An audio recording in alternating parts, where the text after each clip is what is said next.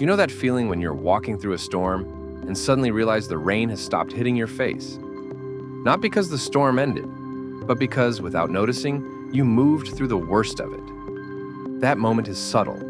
It doesn't announce itself.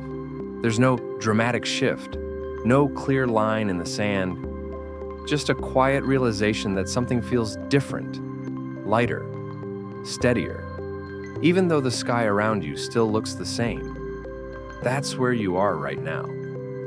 You're seeing this because something fundamental has shifted inside you. Not in a way that demands attention, but in a way that changes how you experience pressure, uncertainty, and challenge. And whether you consciously recognize it or not, you've already crossed a threshold most people spend their entire lives circling without ever stepping through. There was a point when everything felt like too much, when the weight of what you were carrying made even small decisions feel exhausting, when you questioned whether you could keep going without breaking. And somehow, quietly, you did. Not because it got easier, but because you kept moving. And now, you're standing in a place that doesn't look dramatic from the outside, but means everything on the inside. A place where survival has slowly, almost imperceptibly, begun to turn into something else. Let me tell you something that might be hard to fully accept at first. The hardest part isn't ahead of you anymore. It's behind you. That thing you were bracing yourself for. That moment you thought would finally be the one that broke you. That version of yourself you believed you weren't strong enough to face. You already faced it. You survived what once felt unsurvivable. You walked through experiences that reshaped you in ways no one else could see. You kept putting one foot in front of the other when stopping would have been understandable. And what's strange about this stage is that most people don't recognize it when they arrive here. They're so used to scanning the horizon for the next collapse that they miss the fact that something inside them has stabilized. They stay mentally braced for impact, even when the ground beneath them has already stopped shaking. Pain doesn't disappear, but it changes form. It loses its ability to dominate your entire inner world. What replaces it isn't constant happiness or certainty, but something far more reliable, an internal steadiness, a quiet understanding that whatever comes next won't undo you. You may not feel triumphant, you may not feel finished, but you are no longer where you were. And that matters more than you think. There's a subtle shift that happens after you've been through enough. Your nervous system stops reacting to every challenge as if it's a threat to your existence. Your mind stops endlessly rehearsing worst-case scenarios, not because life suddenly feels safe, but because you've already lived through situations you once believed you wouldn't survive. And yet, here you are, not untouched, but intact, not unchanged, but strengthened in places you didn't know could be strengthened. From the outside, your life might look mostly the same. The same responsibilities, the same environment, the same routines. But internally, everything is different. The way you breathe when pressure hits.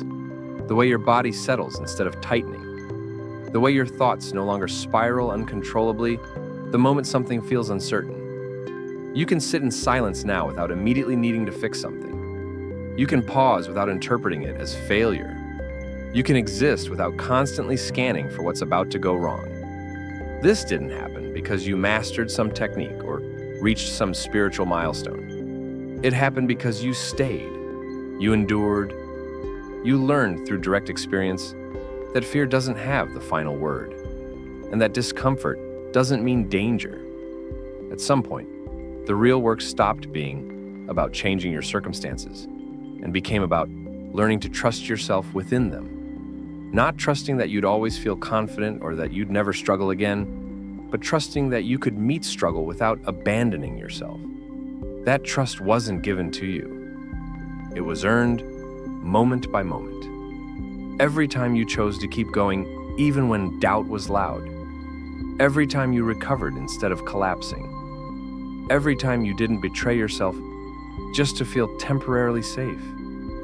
And slowly, without fanfare, you became someone capable of holding your own life. For a long time, You carried a story about who you were, a quiet narrative that followed you everywhere, telling you what you were capable of and, more importantly, what you weren't. It shaped your expectations, your choices, and the limits you placed on yourself, often without you realizing it. That story didn't shatter all at once. It started cracking in small, almost unnoticeable ways. Every time you showed up when disappearing would have been easier.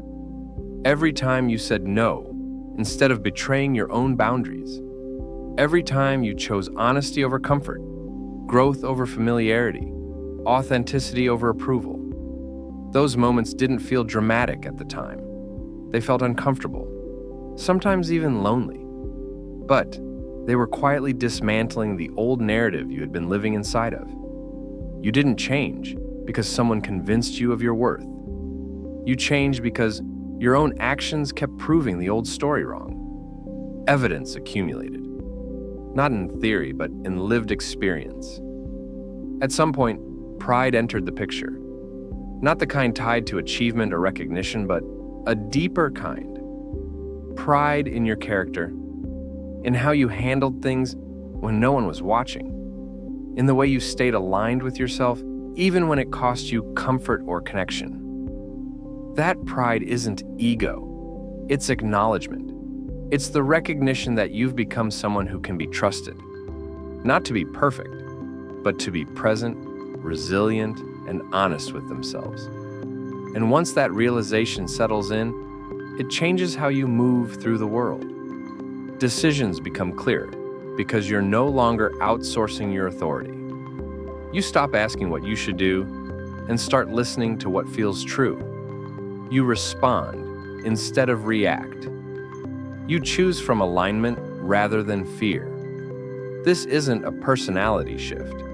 It's an identity integration. With this internal shift comes something most people don't talk about, a quiet mismatch with parts of your old life. Some people won't recognize you in the same way anymore. They'll expect familiar reactions, old patterns, emotional availability that no longer exists in the same form. They may not understand why you don't engage the way you used to, why you don't explain yourself as much, why you don't absorb emotional weight that was never yours to carry. This can feel isolating, not because you've outgrown others, but because you're operating from a different internal reference point. You're making decisions from steadiness instead of urgency, from clarity instead of anxiety. Some relationships will adapt and deepen. Others may strain or quietly fall away. Not as a punishment or failure, but as a natural recalibration. And this is where your growth is tested, not by chaos, but by subtle pressure. The temptation to shrink, to soften your boundaries, to return to familiar versions of yourself, just to preserve comfort. But you can't unknow what you know now.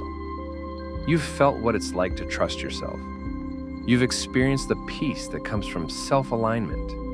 Returning to old patterns would feel unnatural, like trying to live in a structure that no longer fits your internal architecture. So you practice something that once felt impossible, allowing others to be disappointed without assuming responsibility for their emotions. Holding boundaries without guilt.